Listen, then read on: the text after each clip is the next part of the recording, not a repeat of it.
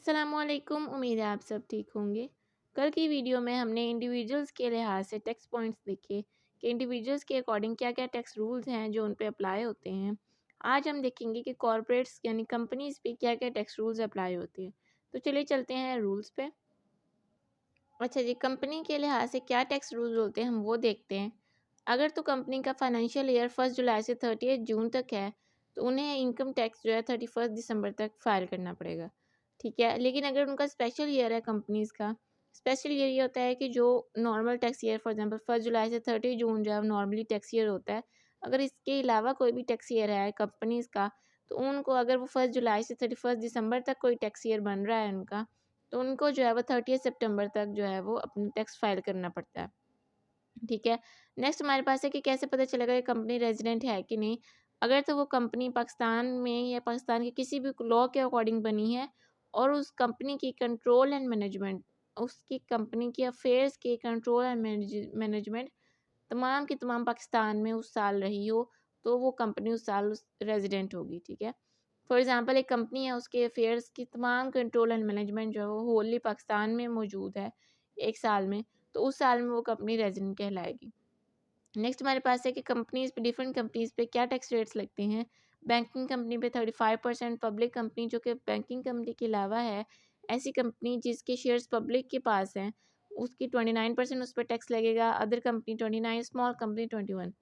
और जो women enterprise है, वुमेन एंटरप्राइज़ किसको कहते हैं कि ऐसी एंटरप्राइज़ या ऐसी कंपनी जिसकी होली ओनरशिप जो है वो वुमेन के पास हो, जिसमें तमाम जो है वो वुमेन्स हों, और जो है वो अगर वो 1 जुलाई के इफ एस्टैब्लिश्ड ऑन और आफ्टर 1 जुलाई 2021, अगर तो वो 2021 से ऑन और ऑफवर्ड उसके बाद अगर वो इस्टेब्लिश हुई है तो उसकी 100% ओनरशिप जो अगर वुमेन्स के पास है तो उन पे टैक्स रेट रिड्यूस होकर जस्ट 25% टैक्स रेट लगेगा उन पे। ठीक है।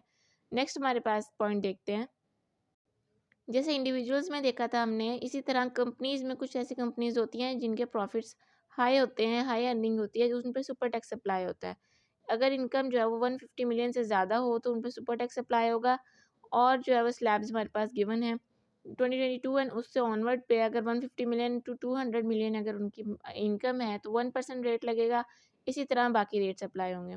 बैंकिंग कंपनीज के लिए सुपर टैक्स जो है 4% रेट पे लगेगा। ठीक है। सेल्स टैक्स जो है गुड्स पे नॉर्मली 17% होता है, लेकिन अगर कुछ एग्जम्पशन या रिडक्शन हो तो कम भी लग सकता है। अभी जो है वो 18% है। ठीक है। गुड्स पे सेल्स टैक्स 18% लगता है और सर्विसेज पे सेल्स टैक्स जो है वो चारों प्रोविंसेस अप्लाई की तरफ से अप्लाई होता है, लेवी होता है, और वो 13% टू 16% के रेंज में लाई करता है। ठीक है। Lies between 13% to 16% range. इसी तरह कोई ब्रांच कंपनी है जो पाकिस्तान में है या पाकिस्तान से बाहर है, तो उस पे जो है टैक्स रेट 15% अप्लाई होगा अगर वो अपने हेड ऑफिस को कोई भी ब्रांच जो है वो आफ्टर टैक्स प्रॉफिट ट्रांसफ़र करेगी। ठीक है। आफ्टर टैक्स प्रॉफिट्स पे टैक्स के बाद वाले जो प्रॉफिट्स है उस पर 15% टैक्स अप्लाई होगा। इसी तरह इन्वेंट्री वैल्यूएशन जो है वो कंपनी की वो लोअर ऑफ कॉस्ट या मार्केट वैल्यू पे अप्लाई होती है। मतलब ये कि अगर तो मार्केट वैल्यू ज़्यादा है और कॉस्ट कम है तो कॉस्ट पे वो स्टेट किया जाएगा, और अगर मार्केट वैल्यू कम है तो मार्केट वैल्यू पे स्टेट किया जाएगा। इसी तरह कैपिटल गेन है इमूवेबल प्रॉपर्टीज़ पे, कि ये कैपिटल है उनका होल्डिंग पीरियड जितना भी होगा उसके अकॉर्डिंग उन पे टैक्स रेट लगेगा। अगर 6 साल से ज़्यादा का होल्डिंग पीरियड है तो तीनों केसेस में ओपन प्लॉट्स, कंस्ट्रक्टेड प्रॉपर्टी और फ्लैट्स के केस में 0% टैक्स लगेगा।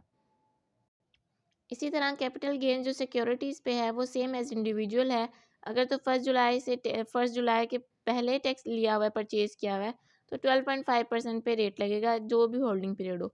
लेकिन अगर 1 जुलाई 2021 के बाद परचेज़ किया है तो होल्डिंग पीरियड के अकॉर्डिंगली टैक्स रेट लगेगा। अगर तो लेस देन 1 ईयर है तो 15% एंड ऑनवर्ड्स।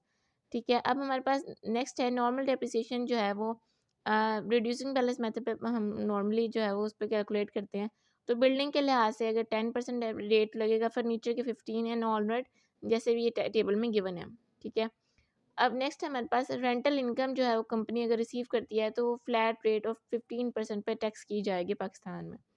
इसी तरह जो फाइनल पेनल्टीज़ हैं टैक्स डिडक्टेबल एक्सपेंसेस हैं।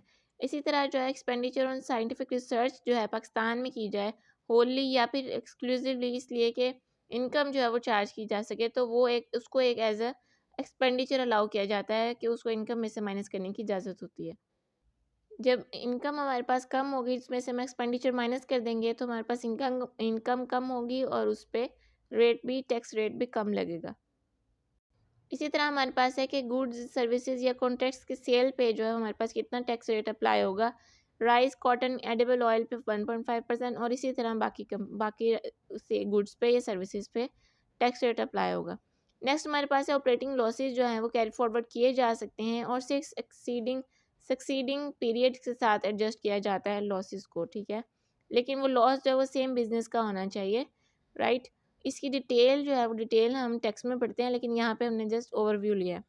कोई भी कंपनी जो है वो सब्सिडरी है होल्डिंग कंपनी की, वो आपस में जो है लॉस की एडजस्टमेंट कर सकते हैं, लेकिन शर्त यह है कि जो लिस्टेड कंपनी के केस में 55% शेयर होल्डिंग होनी चाहिए और नॉट लिस्टेड कंपनी में अनलिस्टेड कंपनी में 75% जो है वो शेयर होल्डिंग होनी चाहिए पेरेंट कंपनी के लिए, दैट इज़ होल्डिंग कंपनी के लिए, ठीक है।